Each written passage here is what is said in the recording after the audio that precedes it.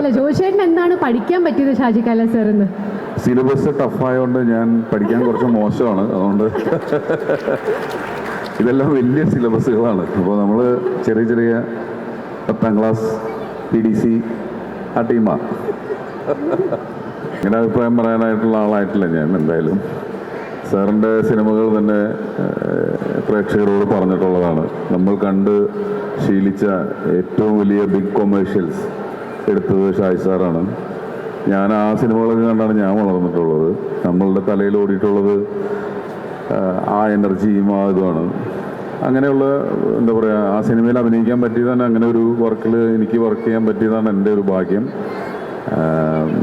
പിന്നെന്താ പറയുക, വൃത്തിക്ക് പണിയറിയുന്ന ആൾക്കാരെ കുറിച്ച് നമ്മളോടൊന്നും അഭിപ്രായം ചോദിക്കാതിരിക്കുക എന്നുള്ളത് വളരെ നല്ലൊരു കാര്യമാണ്. ഷാജി സാറിനോടും ഇത് ചോദിക്കണമെന്നാണ് സൈഡിൽ നിന്നൊക്കെ വരുന്നൊരു റിക്വസ്റ്റ്. ഷാജി ചേട്ടാ 2 വാക്ക്, ഞാൻ മൈക്ക് തരാൻ പോവാണ്.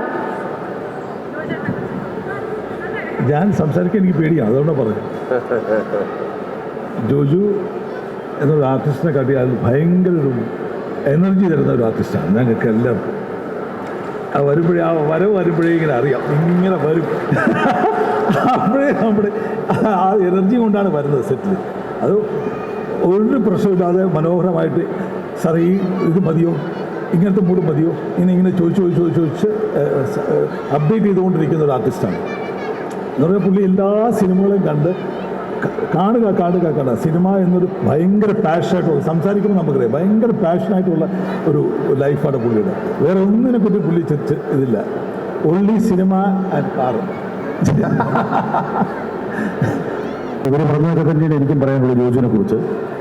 സിനിമ ഭയങ്കര പാഷനായിട്ട് കൊണ്ടു നടക്കുന്ന ഒരു വലിയ മഹാനടൻ.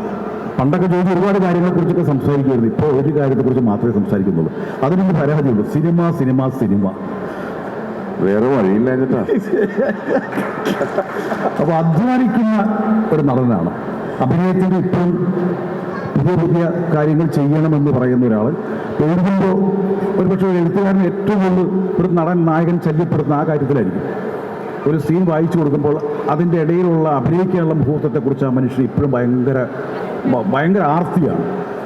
അപ്പോൾ എഴുത്തുകാരനെ സംബന്ധിച്ച് അത് വലിയൊരു പ്രശ്നമാണ്. പക്ഷെ ജോജുവിൻ്റെ കൂടെ വർക്ക് ചെയ്യുമ്പോൾ നമുക്കിങ്ങനെ ഒരു നടൻ അഭിനയിക്കുന്ന ആ കഥാപാത്രമായി വളർന്നാവുന്നത് കാണുമ്പോൾ സന്തോഷം. ഞാൻ ജോജുവിൻ്റെ ചെറുപ്പകാലം മുതൽ കണ്ടിട്ടുള്ള ഒരാളാണ്. ആ വളർച്ച കൂടെ നിന്ന് നടന്ന് കാണുന്ന ഒരാളാണ്. ഇനിയും വളരട്ടെ, കൂടെ നിൽക്കാൻ എനിക്ക് ഭാഗ്യം ഉണ്ടാവട്ടെ എന്ന് ഞാൻ പ്രാർത്ഥിക്കുന്നു. Saravanan sir, thank you. ഭയങ്കര രസമായിട്ടാണ് സാറ് ഷൂട്ട് ചെയ്തത്. ട്രെയിലർ ഇതെല്ലാം കാണുമ്പോൾ നമ്മുടെ മുഖം എത്ര ഭംഗിയിലിരിക്കുന്ന കാണുമ്പോൾ ഒരു സന്തോഷം. Thank you.